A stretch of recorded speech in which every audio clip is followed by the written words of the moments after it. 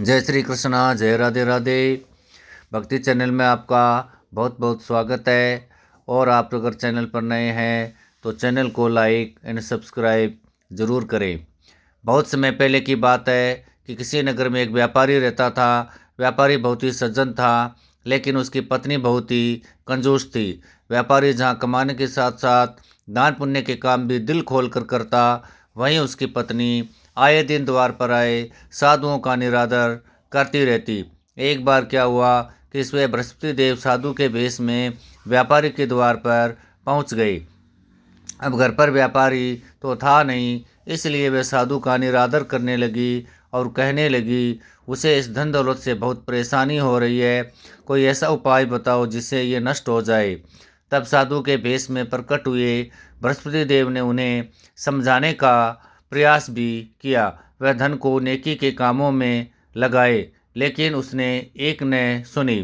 तब बृहस्पति देव ने कहा, यदि तुम वाकई ये चाहती हो तो लगातार 7 बृहस्पतिवार को अपने घर को गोबर से लीपना, अपना केस भी पीली मिट्टी से गुरुवार के दिन ही धोना, कपड़े भी इसी दिन धोना, अपने पति से भी बृहस्पतिवार को हजामत करवाने को कहना, भोजन में भी मांस मदिरा आदि का सेवन करने को कहना।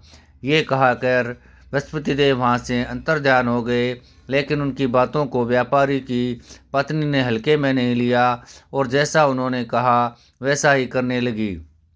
तीसरे बृहस्पतिवार तक तो उनके घर में कंगाली आ गई और वह भी मृत्यु को प्राप्त हो गई। व्यापारी की एक पुत्री भी थी। अब वह अपनी पुत्री को लेकर सड़क पर आ चुका था। गुजर बसर करने के लिए उसने दूसरे गांव की शरण ली। वह जंगल से लकड़ियां काटता और उन्हें बेचकर जैसे तैसे दिन काटने लगा। अपनी बेटी की छोटी छोटी इच्छाओं को पूरा करने में असमर्थ होने पर उसे अत्यंत पीड़ा होती। एक दिन तो जंगल में वह अपने जीवन को देखकर विलाप करने लगा। इस हालत में देख बृहस्पति देव साधु के रूप में उसके सामने प्रकट हुए और बृहस्पति की पूजा करने व कथा पाठ करवाने की सलाह दी। बृहस्पति देव के आशीर्वाद से उस दिन व्यापारी की लकड़ियां भी अच्छे दाम में बिकी। अब उसने साधु के कहे अनुसार बृहस्पति देव की आराधना की व उपवास रखा, कथा भी सुनी। उनके दिन फिरने लगे, लेकिन 7 वर्ष पूरे होने से पहले ही एक गुरुवार को वह कथा और उपवास करना भूल गया।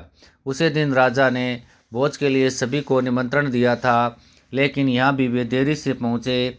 राजा ने अपने परिवार के साथ उन्हें भोजन करवाया। बृहस्पति देव की माया देखिए कि रानी का हार चोरी हो जाता है और आरोप बाप बेटी पर लग जाता है। दोनों को कारागार में डाल दिया जाता है। व्यापारी को फिर बृहस्पति देव की याद आती है, तो वे कहते हैं कि अब भी कुछ नहीं बिगड़ा, यहाँ रहते हुए भी तुम बृहस्पतिवार का उपवास रख सकते हो।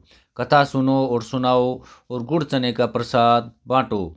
अब व्यापारी को 2 पैसे वही जेल के दरवाजे पर मिलते हैं। वह एक महिला को गुड़ चना लाने के लिए बोलता है, लेकिन वह कहती है कि उसके बेटे का ब्याह है, इसलिए वह थोड़ी जल्दी में है। वहीं एक और स्त्री आती है जिसके पुत्र की मृत्यु हो जाती है। वह उनके लिए कफन ला रही होती है।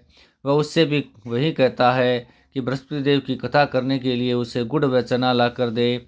वह उसे ला कर देती है और स्वयं भी उसकी कथा सुनती है। अब जिस औरत के पुत्र का विवाह था वह तो घोड़ी से नीचे गिरकर मर जाता है, और जो महिला अपने बेटे के लिए कफन लेने गई थी उसके मुँह में प्रसाद व चरणामृत डालते ही वह जीवित हो उठता है।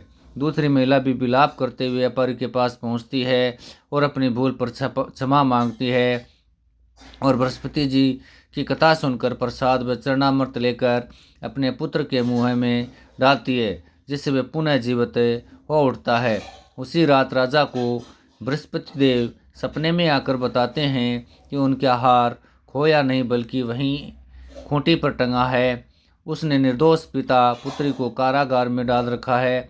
अगले दिन राजा उन्हें आज़ाद कर देता है और व्यापारी को बहुत सारा धन देकर उसकी पुत्री का ब्याह भी स्वयं अच्छे धनी परिवार में करवाता है। जय श्री कृष्णा, जय राधे राधे।